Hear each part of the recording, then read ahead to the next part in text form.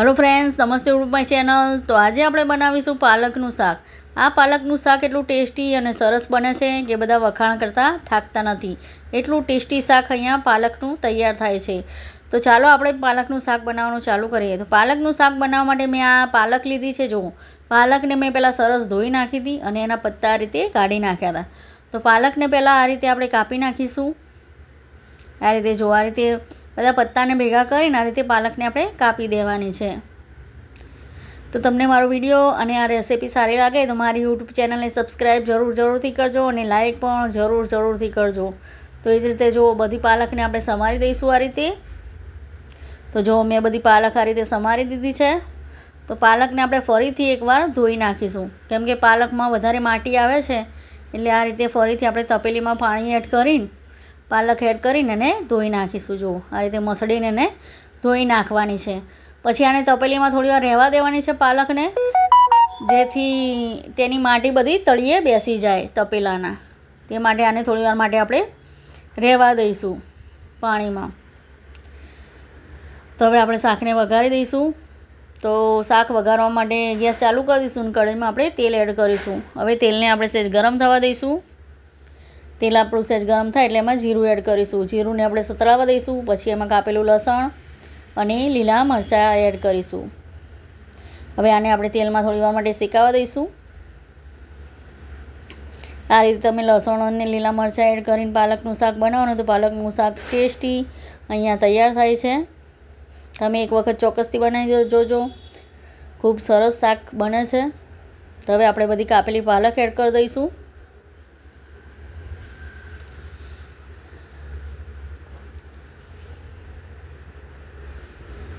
તો બધી પાલકને આપણે એડ કરી દઈશું। પછી તેને બી તેલમાં આપણે મિક્સ કરી નાખીશું। આ રીતે જો આમાં પાણી સહેજ બી નાખવાની જરૂર પડતી નથી, પાલકનું પાણી વળે જ છે, જેથી પાલક સરસ ચડી જાય છે, એટલે આમાં પાણી નાખવાની જરૂર પડતી નથી। હવે એમાં બધા મસાલા એડ કરી દઈશું। તો એમાં હળદર પાવડર એડ કરીશું, લાલ મરચું પાવડર એડ કરીશું, ધાણા જીરું પાવડર એડ કરીશું, ગરમ મસાલા પાવડર એડ કરીશું અને મીઠું એડ કરીશું। અહીંયા મેં તીખું મરચું નથી લીધું, અહીંયા મેં કાશ્મીરી મરચું લીધું છે મોરું, એટલે હું અહીંયા થોડું વધારે એડ કરું છું। તમારે જેટલું તીખું ખાતા હોય એ પ્રમાણે તમારે મરચાંને એડ કરવાનું છે। પછી એમાં આપણે મીઠું એડ કરી દઈશું અને આ બધા મસાલાને આપણે મિક્સ કરી નાખીશું। આ રીતે જો પાલકનું સરસ પાણી અહીંયા વળી ગયું છે।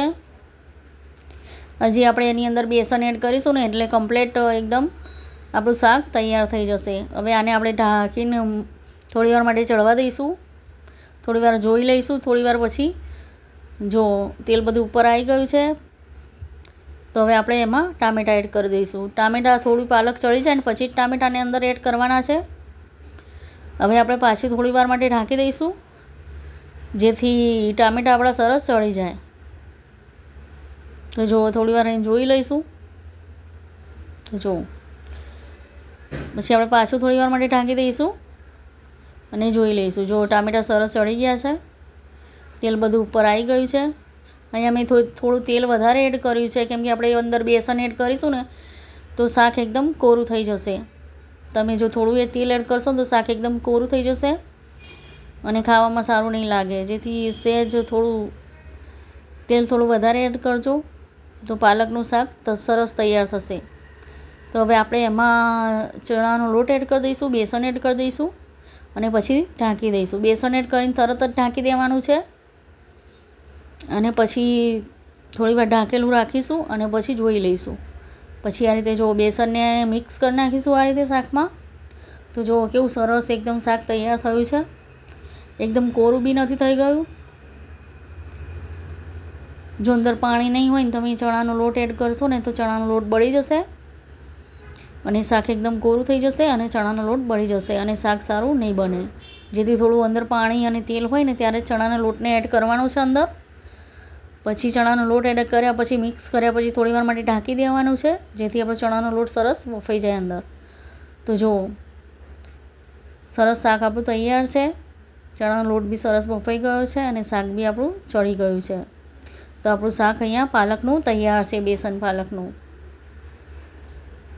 તમને મારી આ રેસિપી સારી લાગે તો મારી યુટ્યુબ ચેનલને સબસ્ક્રાઈબ જરૂરથી કરજો અને લાઈક પણ જરૂરથી કરજો. તો જો આપણું પાલકનું શાક તૈયાર છે.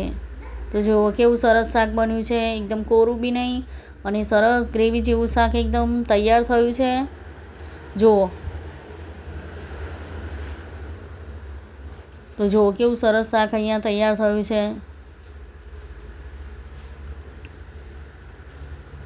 તો જો આ રીતે તમે બનાવશો તો ખૂબ જ ટેસ્ટી અને સરસ બને છે. બધા વખાણ કરતા નહીં થાકે કે ના બેન સરસ શાકની રેસિપી તમે બતાવી. તો જુઓ કેવું સરસ પાલક બેસનનું શાક તૈયાર થયું છે અને લસણનો ટેસ્ટ બી એકદમ શાકમાં સરસ આવે છે. તો તમને મારી રેસિપી સારી લાગી હોય તો સબસ્ક્રાઈબ જરૂરથી કરજો અને લાઈક પણ જરૂરથી કરજો. જો ટેસ્ટી પાલકનું શાક તૈયાર છે. તો બધાને મારા તરફથી જય મા લક્ષ્મી અને જય શ્રી કૃષ્ણ. મળીશું આપણે બીજા વિડીયોમાં. તો જય મા લક્ષ્મી.